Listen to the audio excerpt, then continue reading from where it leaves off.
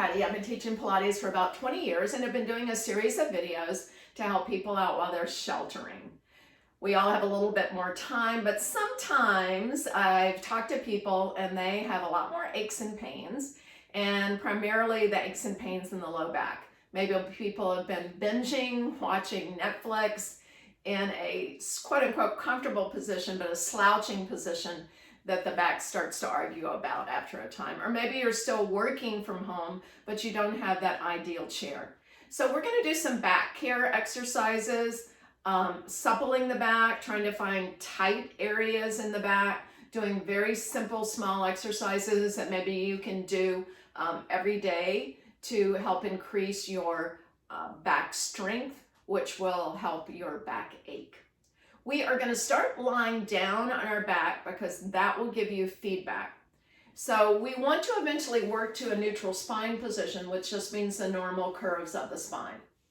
If you know what your posture is like, some people have a rounded back, but actually the majority of us have kind of a thrust forward, and we put a little bit of pressure on the low back all the time. So lying down on your back will give you an idea of what your posture is. So I'm going to lie down on my back. Millie is showing you how supple her back is. So she's just going to be the perfect model for what you want to feel like, that gentle movement of the cat. All right, so when I'm lying down here, knees are bent, feet are hip distance apart. That's better for most people's back. I want to just try to take an inventory. I should be able to feel my sacrum. Sometimes we call that the tailbone. If I have a tendency to tilt my pelvis, then the end of my tailbone is up in the air and I want it level. I should be able to feel the top of the pelvis here. Right, so again, if you have an arch back, it may be lifted off the mat. And we're just inventorying first. Then generally most of us have a low back curve, so there are parts of the back that are off. But all the ribs should really be down on the mat, and most of us have those bottom ribs off the mat, again in an arch position. So just trying to feel the ribs, heading up to being across your shoulders, and then ending up with the head and the neck. She's giving me a little massage so I can relax quicker. So now we're going to use our breath to try to create more weight and get into the rib cage. So it's the most effective way with kind of gently working on your back, getting into a position that is more correct posture and allows the back muscles to be in their correct position. Then you don't have tension and pain. So I'm going to inhale through the nose. And when I inhale, I get more weight across the back. So what you don't want to is inhale and pull your back away. That's using tiny accessory breathing muscles here. We want to use those big diaphragm muscles that pull weight into the lungs. So inhale to a count of 5. And then exhale to a count of 10. And I feel already more weight sinking across the pelvis. If you're not used to doing this, you'll get better and better at it. Inhaling through the nose and then exhaling out the mouth. All right, the next thing that we're going to do is we think about the pelvis as being level here with our 2 hip bones. The low back area, a lot of times that back area is shortened. So we are going to gently rock the pelvis back toward our chest position, but we're not going to use our glutes. We're going to use the side abdominal muscles that connect to the pelvis and to the ribs, and it is a gently, almost just like sinking down. But if you're super tight, you're already going to feel a stretch in that area, and then again you just rock it back. Notice how gentle that is. If you use your glutes, it becomes a tuck, and that has nothing to do with helping your back. So again, it is a very slight feeling of sinking, imprinting the spine. So imagine you're laying on a beach and the sand has some moisture in it. I grew up in Florida, I can do this description. And then you just slightly can imprint those vertebrae down on the mat. Good. So you're lengthening those muscles that you keep chronically shortened if you have that arch back position. All right, then sometimes it's hips that are tight, and then that tightens the back. So we're just going to warm up the hips a little bit. We're just going to allow the knee to drop out to the side a little bit, not super far, because we want the pelvis to stay level. So you've got to organize it. Inhale, allow that imprint of the back, then move the leg a little bit out to the side, and then just slowly back in. All right, we're gonna do the same thing on the other side. So again, inhale, allow your imprint, and then slowly allow that left leg to move out to the side.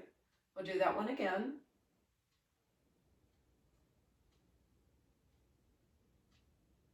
Good, all right. Again, that imprint allows the top of the pelvis, just about right here, to be on the mat. All right, we're gonna do a little arm movement here. So when I reach my arms up, just to acknowledge the edges of my shoulder blades are down on the mat. So this would be incorrect, reaching way up. Some people like to pinch all the time. So what I want to do is I just want to find a range of motion that I'm just moving the muscles around the rib cage area, but that I can still effectively keeping that imprint of the back. So again, we're not doing this motion. If you like to move fast, this exercise program is going to slow you down. So I'm inhaling, imprinting, and then just a small motion.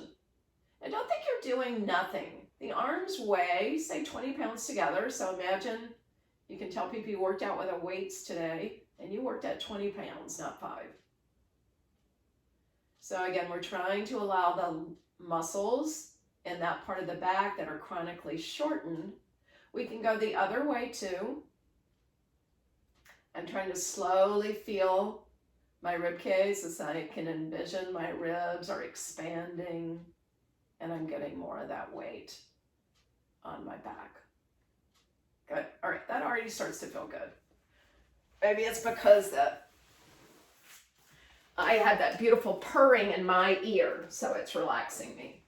All right, we can also come into a quadruped position on all fours. I'm sorry I kicked you, Millie. She didn't seem to matter. All right, we can do that same thing here. So we've got the pelvis level. A person with an arched back could end up sinking.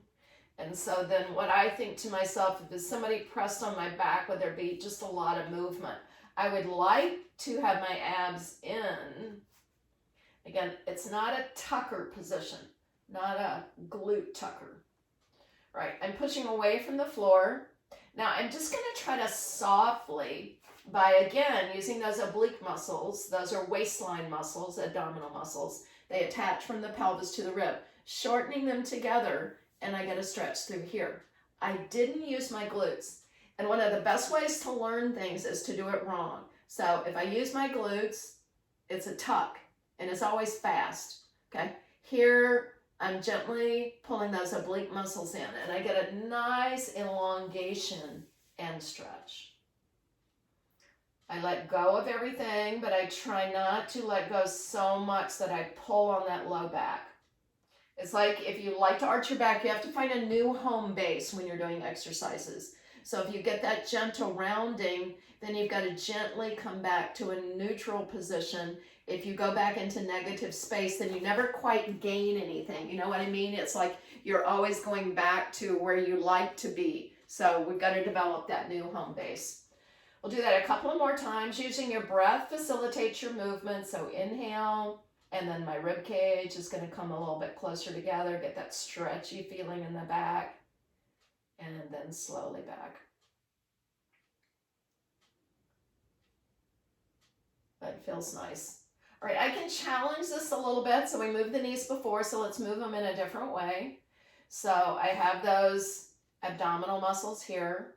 Now I'm going to keep my foot on the floor, so that means it's still weight bearing. I just want to let the knee slide back, and what we don't want to have happen is the back to sink. So how far you go back is dependent on where you're at, and then slowly back in. The further it goes back, the harder it is, because you've lessened your base of support. This is harder than the arms. Up and then slowly back. So it's easy just to tilt the pelvis too. So when I move the left leg, besides the deep abdominal muscles, my side abs have to help support me. So now I'm going to slide the left leg back. Much easier because I have my dominant right side. So much easier. I feel like I can just slide that sucker back with no problem. On this side, it's like I have to have a discussion with myself. Can I support myself? Am I on video with my pelvis tilting? That's not going to look good. So again, my left side, much easier to move as it goes back and then slowly back in.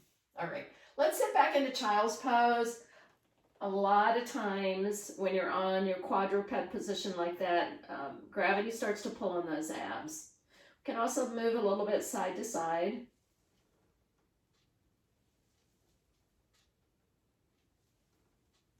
Good. And then coming back on all fours.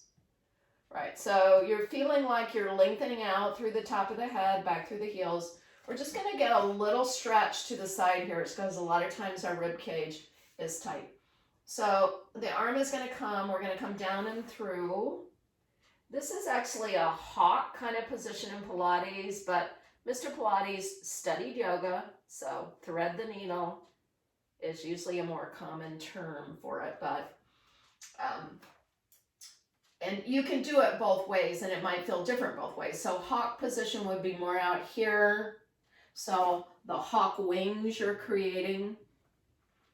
So we'll stay Pilates as hawk. Maybe you get different stretch when you go through here, just in a different part of the rib cage. So we'll be versatile. We won't be worried that we can't blend yoga and Pilates. You certainly can. And then we have that hawk position reaching through here. That feels so good. Let's do it one more on each side. So inhale. Remember, you're not sinking. Okay, we're going to do the hawk. And then come back, and then we're going to thread the needle. And then come back. One more time.